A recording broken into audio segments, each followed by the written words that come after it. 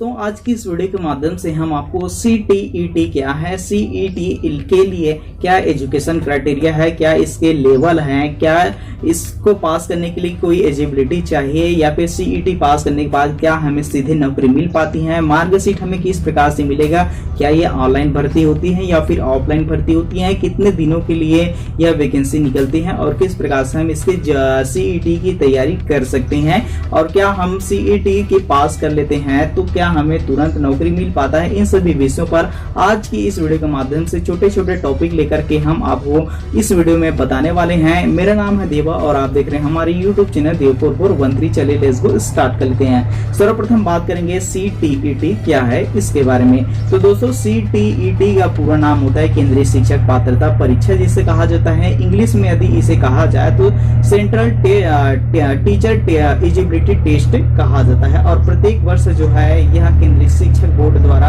CBSE द्वारा जो है यह कराया जाता है और प्रति वर्ष जुलाई और दिसंबर में यह आयोजित किया जाता है। ठीक है, आप जान लेते हैं CTET के क्या उद्देश्य है इसके बारे में। तो दोस्तों CTET का मुख्य उद्देश्य यही है कि कोई भी व्यक्ति या फिर कोई भी स्टूडेंट यदि वो टीचर बनना चाहते हैं, टीचर बनने के लिए उसे अध्यापन की आवश्यकता होती है। तो यह देखने के लिए ही मतलब कोई व्यक्ति अध्यापन के योग्य है या फिर पढ़ाने के योग्य है या फिर नहीं है, यही देखने के लिए CTET केंद्रीय शिक्षक पात्रता परीक्षा का आयोजन कराया जाता है। ये हो गया CTET के उद्देश्य। अब जान लेते हैं CET के कौन कौन से जो लेवल है या फिर कौन कौन से एजुकेशन क्राइटेरिया है इसके बारे में। तो दोस्तों CET की मात्र 2 लेवल है। 2 लेवल का मतलब किस प्रकार से जो है एजुकेशन क्राइटेरिया रहता है उसी प्रकार से। फर्स्ट लेवल की बात करते हैं तो 1 से लेकर के 5वीं तक से जो क्लास रहते हैं उसको पढ़ाने के लिए अध्यापक की इसकी जो एलिजिबिलिटी की बात किया जाए तो 1 से 5वीं कक्षा पढ़ाने के लिए कम से कम आपको 12वीं पास उत्तीर्ण होना अति आवश्यक है। साथ ही साथ आपको लगभग जो है 4 वर्ष का D.Ed कोर्स भी होना अति आवश्यक है। यदि आप इसके अलावा जो एक और आता है 2 वर्ष का आप जो है स्पेशल एजुकेशन में डिप्लोमा किए हैं तो आप जो है लगभग जो है 1 से लेकर 5वीं तक के टीचर बन सकते हैं, अध्यापन के योग्य हो जाते हैं। दूसरी नंबर में आता है आप लोगों का 5वीं से लेकर के लगभग जो है 8वीं तक के लिए, मतलब 6वीं से लेकर के 8वीं तक के स्टूडेंट के लिए है। और जो भी जो शिक्षक है वो लगभग ये नेक्स्ट लेवल में यदि बनना चाहता है तो उसके लिए एजुकेशन क्राइटेरिया लगभग जो है ग्रेजुएशन है। ग्रेजुएशन के साथ 2 वर्ष का डिप्लोमा का कोर्स भी 2 वर्ष का B.Ed कोर्स भी होना अति आवश्यक है। ठीक है, ये तो हो गया फर्स्ट लेवल और सेकंड लेवल के एजुकेशन क्राइटेरिया के बारे में। आगे बढ़ लेते हैं हमें CTET एग्जाम पेपर कैसे होते हैं इसके बारे में। तो दोस्तों अभी तक के जो जितने भी पेपर हुए हैं वो है ऑफलाइन ही हुए हैं। ठीक है, और ऑफलाइन में ज्यादातर जो क्वेश्चन आंसर की बात किया जाए तो ऑफलाइन में लगभग जो है 5 प्रकार के क्वेश्चन आंसर आपको 4 प्रकार के क्वेश्चन आंसर आपको देखने को मिल सकते हैं। सर्वप्रथम जो क्वेश्चन आंसर होगा आप लोगों का हिंदी सब्जेक्ट आप में 30 नंबर का क्वेश्चन दिया जाता है। इंग्लिश की जो 30 नंबर का क्वेश्चन आता है और बाल विकास के लिए 30 नंबर का क्वेश्चन आता है। वहीं 60 नंबर की क्वेश्चन की बात किया जाए तो BE वालों के लिए सामाजिक विज्ञान से जुड़े हुए क्वेश्चन आते हैं। वहीं BSc वालों के लिए लगभग जो है विज्ञान से जुड़े हुए क्वेश्चन आते हैं। यदि कॉमर्स के स्टूडेंट है तो वो सामाजिक विज्ञान से ही जुड़े क्वेश्चन आंसर आपको दिया जाएगा। तो ये होगा आप लोगों का पेपर किस प्रकार से होता है इसके बारे में। ठीक है, CET एग्जाम में कौन कौन से जो सब्जेक्ट होते हैं सब्जेक्ट भी आपको बता दिए हैं। मतलब लगभग जो हिंदी होगा, इंग्लिश होगा, इंग्लिश के अलावा बाल विकास का सब्जेक्ट होगा। BSc वाले हैं तो आपके लिए लगभग विज्ञान सब्जेक्ट होगा। BA वाले हैं और या फिर कॉमर्स वाले हैं तो आपको सामाजिक विज्ञान से जुड़े क्वेश्चन आंसर आपको दिए जाएंगे। क्वेश्चन नंबर 6वां की ओर बढ़ते हैं। CTET एग्जाम में क्या नेगेटिव मार्क्स का प्रावधान होता है या फिर नहीं होता है। तो दोस्तों CTET एग्जाम एक ऐसा एग्जाम है जिसमें किसी भी प्रकार की नेगेटिव मार्क्स का प्रावधान नहीं होता है। आप गलत भी आंसर देते हैं तो वो आपका नेगेटिव मार्क्स नहीं काट सकता है, सही मार्क्स को नहीं काट सकता है। तो इसमें नेगेटिव मार्क्स का प्रावधान नहीं रहता है। क्वेश्चन नंबर 7वां की ओर बढ़ते हैं। CTET फॉर्म ऑनलाइन भरा जाता है या फिर ऑफलाइन भरा जाता है। तो दोस्तों यह भोर में मत रहिएगा कि ऑफलाइन मोड में यह भरा जाता है, क्योंकि CET के जितने भी फॉर्म आज तक के भरे गए हैं वो ऑनलाइन ही भरे गए हैं। पहले की बात और कुछ था, लेकिन अब तक के जितने भी जो फॉर्म है वो ऑनलाइन ही प्रोवाइड किया गया है। ठीक है, तो भोर में मत रहिएगा कि ऑफलाइन निकलता है। तो आगे क्वेश्चन की ओर बढ़ लेते हैं। CET पेपर कैसे होता है इसके बारे में। तो दोस्तों सीईटी अब तक के जितने भी पेपर हुए हैं वो ऑफलाइन मतलब लिखित परीक्षा के माध्यम से हुआ है। जैसे कि आपको इसमें लगभग सीईटी के क्वेश्चन आंसर में 150 नंबर का क्वेश्चन आंसर दिया जाएगा, जिसे 2.5 घंटा में आपको क्लियर करना रहता है। आगे बढ़ते हैं नेक्स्ट क्वेश्चन में, सीईटी एग्जाम कब होता है इसके बारे में। तो दोस्तों सीईटी एग्जाम जो होता है प्रति वर्ष आयोजित किया जाता है, और प्रति वर्ष जैसे एक साल में लगभग 2 बार आयोजित होता है।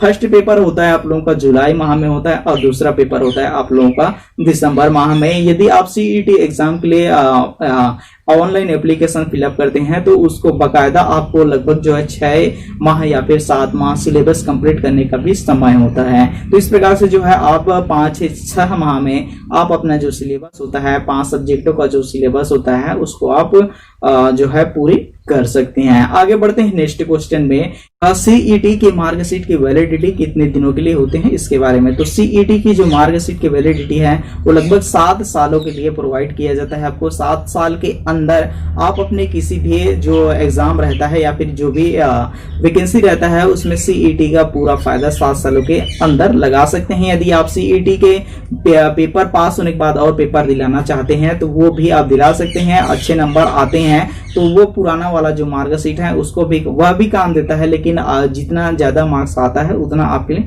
अच्छा होता है। आगे क्वेश्चन में बढ़ लेते हैं, सीईटी एग्जाम क्या एज लिमिट है, मतलब एज लिमिट इसमें कितना रहता है। तो दोस्तों एज लिमिट इसमें कुछ भी नहीं है, हालांकि जो न्यूनतम एज लिमिट है 18 साल उम्र होना चाहिए। इसके अलावा जो है आप सीईटी के किसी भी आयु तक मतलब एज अपर एज लिमिट नहीं दिए गए हैं, मतलब न्यूनतम आयु 18 साल है, अधिकतम आयु की कोई सीमा नहीं है। आगे क्वेश्चन में बढ़ लेते हैं, सीटीईटी पास करने के बाद क्या होता है इसके बारे में। और सर्वाधिक मोस्ट इंपोर्टेंट क्वेश्चन यही है कि हम सीईटी तो पास कर लिए, अब हमारा क्या होने वाले हैं, घास बेचने वाले हैं कि क्या करने वाले हैं, ये क्वेश्चन उठता है। तो यहाँ बता देना चाहता हूँ, जैसे हम सीईटी पास कर लेते हैं इसके बाद हम जैसे केंद्रीय शिक्षक बोर्ड आता है, उसके बाद जो है आता है आप लोगों का नवोदय संगठन नवोदय बोर्ड आता है, उसमें जो और इसके अलावा सैनिक स्कूल है, ताइवान स्कूल है और प्राइवेट स्कूल है, इन सभी संस्थाओं में हम नौकरी देने के योग्य हो जाते हैं, अध्यापक बनने के योग्य हो जाते हैं। तो आप समझ गए होंगे कि सीईटी पास करने के बाद हमें जो नौकरी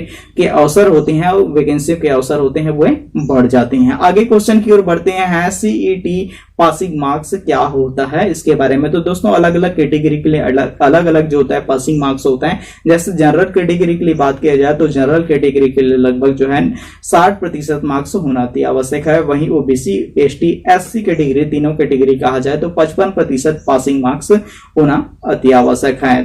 ठीक है, आगे क्वेश्चन की ओर बढ़ लेते हैं, क्या पेपर के सभी सेक्शन, मतलब सभी सेक्शन का मतलब ये समझिए आपने जितने क्वेश्चन आंसर है आपके सब्जेक्ट में कौन सा होगा, हिंदी, इंग्लिश, बाल विकास और होगा आप लोगों का बीए वाले हैं तो आपके पास जो सामाजिक विज्ञान होगा, और बीएससी वाले हैं तो विज्ञान विषय है, इन सभी को मिला करके आपको कितने नंबर की आवश्यकता है। तो लगभग मतलब पूरी पास करना आवश्यकता है या फिर नहीं है, यही क्वेश्चन है।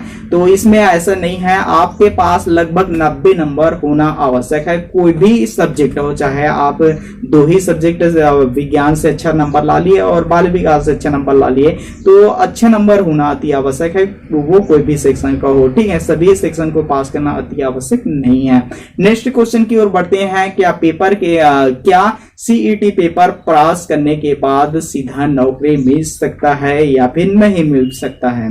तो दोस्तों ऐसा कुछ भी नहीं है, सीईटी का पास करने के बाद हमें सीधे नौकरी की कोई संभावना है ही नहीं है। हालांकि हो भी सकता है लेकिन मेरे हिसाब से हमें सीधे नौकरी नहीं मिल पाता है, क्योंकि सीईटी का मुख्य उद्देश्य, सीटीईटी का मुख्य उद्देश्य यही है कि किसी भी स्टूडेंट या फिर जो पढ़ाई कर रहे हैं उस बच्चे को अध्यापन के लिए योग्य है या फिर नहीं योग्य है, उनका टेस्ट करना ही सीटीईटी का मुख्य उद्देश्य है, उसको कराने का मुख्य उद्देश्य यही है। तो आप सोच रहे होंगे कि सीईटी कर लिए तो चलो अब हमें नौकरी मिल जाएगा, तो ऐसा होने वाला नहीं है। यह एक मात्र पात्रता परीक्षा है कि आप पात्र हैं या फिर नहीं है।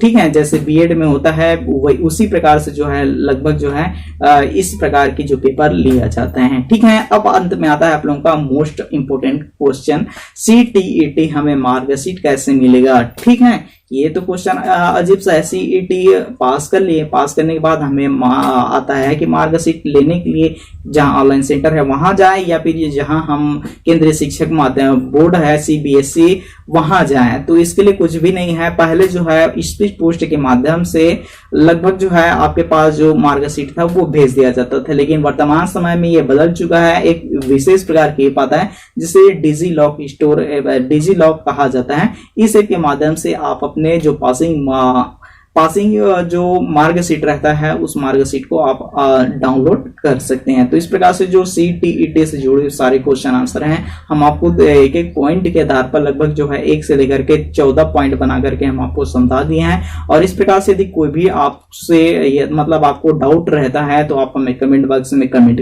कर जरूर सजेशन कर सकते हैं और अपना क्वेश्चन को पूछ सकते हैं। और इसी प्रकार से यदि कोर्सेज के बारे में जानकारी प्राप्त करना चाहते हैं तो चैनल को कर लीजिएगा सब्सक्राइब, वहां घंटे का बेल खुलता ऑल नोटिफिकेशन बेल उसको भी दबा दीजिएगा ताकि आपको रोजाना अपडेट वीडियो प्राप्त होती रहे। इसी प्रकार से सरकारी योजनाओं के बारे में, कोर्सेज के बारे में और जैसे बैंक से जो लोन वगैरह लिया जाता है उन सभी विषयों के बारे में हमारे यूट्यूब चैनल दियो 4413 में। दोस्तों यह वीडियो आपको कैसा लगा कमेंट कर जरूर बताएं। अपने दोस्तों को क्या करिएगा, शेयर करिएगा और लाइक ठोक दीजिएगा।